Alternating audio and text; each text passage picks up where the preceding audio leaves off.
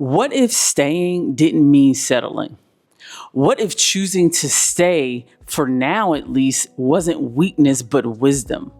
A lot of us beat ourselves up because we know something isn't right. We know the job is draining us. We know the relationship is misaligned. The city, the circle, it just doesn't fit anymore. But we're still there. And the guilt of staying can feel way heavier than the actual situation itself. So today, let's release the guilt and make a actual plan, because staying doesn't mean that you can't start moving. So there's this space that no one talks about enough, and that's that in between space. It's like you've outgrown where you currently are, but you're still in it, and you know that you want more, but maybe the timing isn't right. I mean, that's like where the fear comes in, because, there's, logistics, and, there's responsibilities, and maybe kids, and maybe, money situations. So you stay and you feel kind of stuck, or worse, you start shrinking just to survive your current environment, which of course is not going to do well for your mental health, right? So you stop dreaming, you stop planning, and you just stop believing that there's even a way out for your situation. But here's the truth that I'm going to tell you.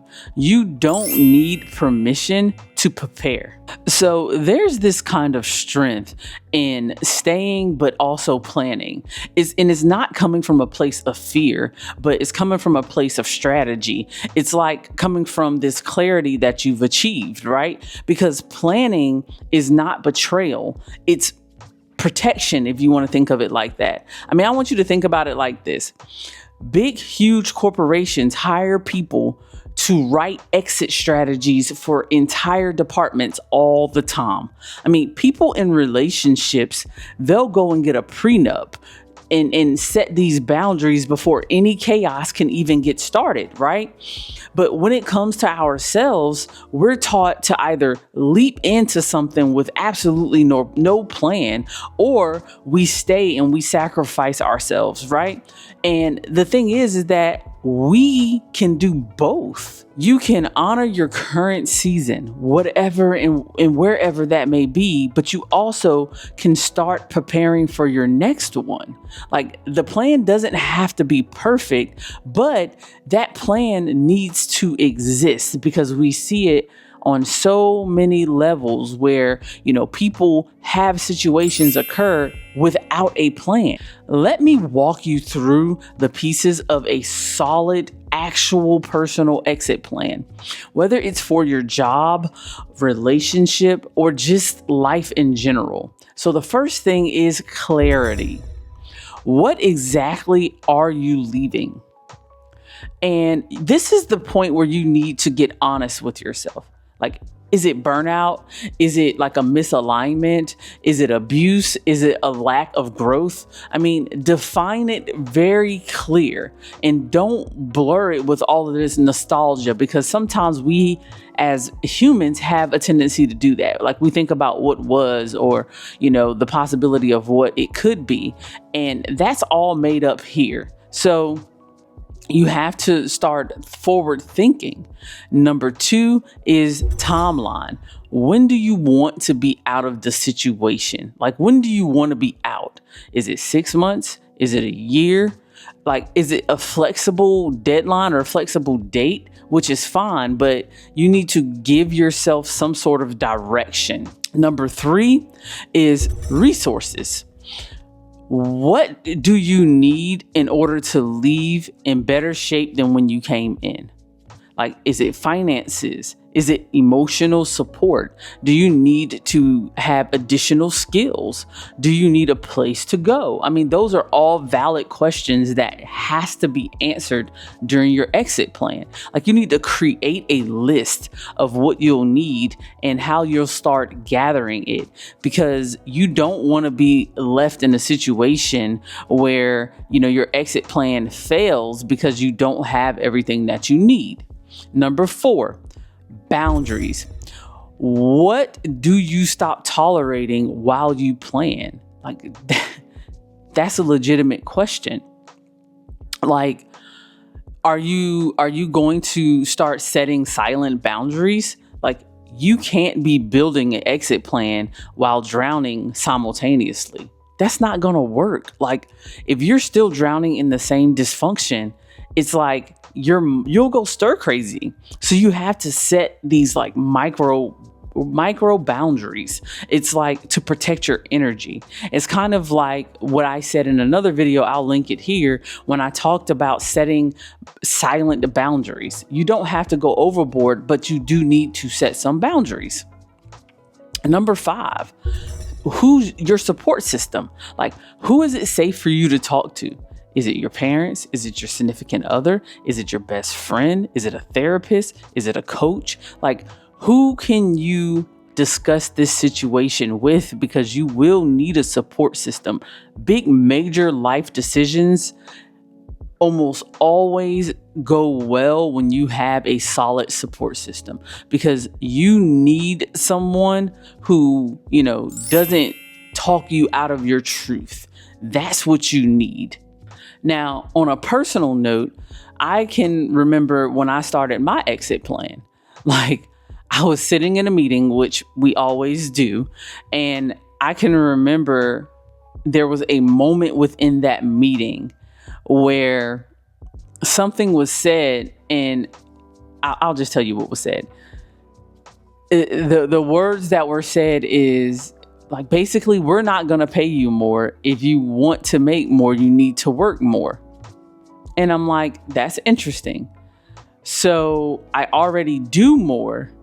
So you want me to do more than the more that I'm already doing in order to get paid the exact same amount that I'm already getting paid? Like, to me, that didn't make any sense. And it was in that moment, I knew.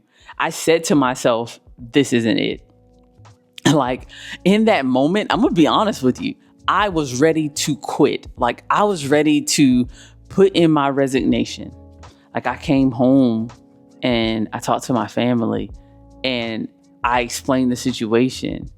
And even they could sense the disrespect that happened. It was just like, it was wildly disrespectful to be in a meeting with people that you either A, looked up to, or B, had such a high regard for, like such a respect, and to hear them talk to you that way as if you do absolutely nothing.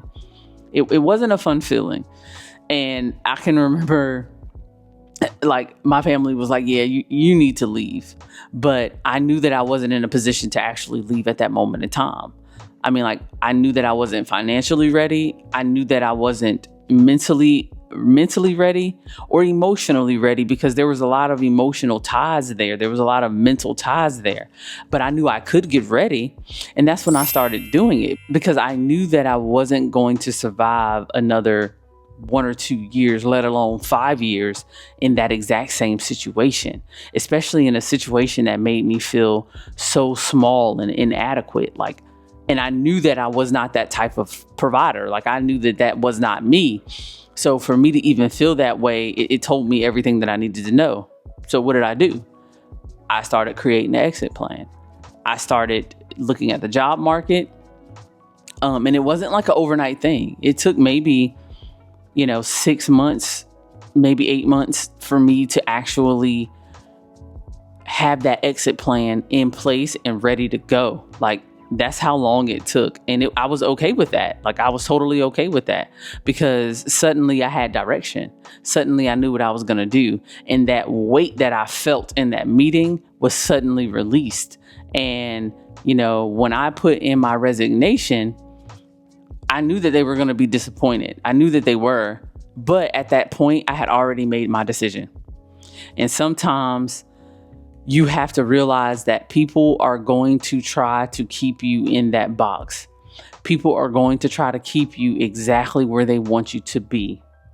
And it is your responsibility not to stay there. It is your responsibility to get out as fast as you can.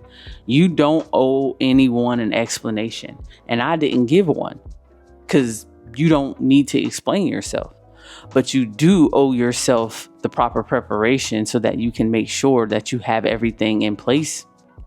You are allowed to stay where you are while you're building a bridge to where you're going, right? You're allowed to do that. So I want you to tell me in the comments, what is one thing you would include in your exit plan? And let me also know if you've had to do an exit plan and how did you execute that? Like, how did that go? Because, everybody deserves an opportunity to, live and not feel like they're going to be judged and not be in a situation that's so stressful. Like, everybody deserves that. So if this video gave you permission to stop waiting for the right time and to start planning on your own terms, share this with somebody that needs to hear it, because I know you know somebody that needs to do an exit plan today.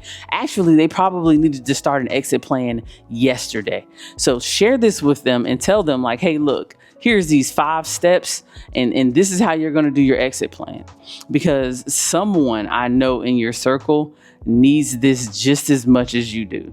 I appreciate you. YouTube's going to recommend a video that's right here. I appreciate all the love. I appreciate everybody following this journey. Again, the playlist will be linked somewhere in here as well, because we are moving on this journey together. We're moving on to, more clarity, more growth, more emotional intelligence. That's what we're going to be doing together, because we're locked in and this is a place of honesty and the place of truth. So anyway, I'll catch you guys in the next video. I appreciate each and every last one of you. Like, comment, share, subscribe to the channel. My name is Naisha Nicole. I'll catch you in the next one. Peace.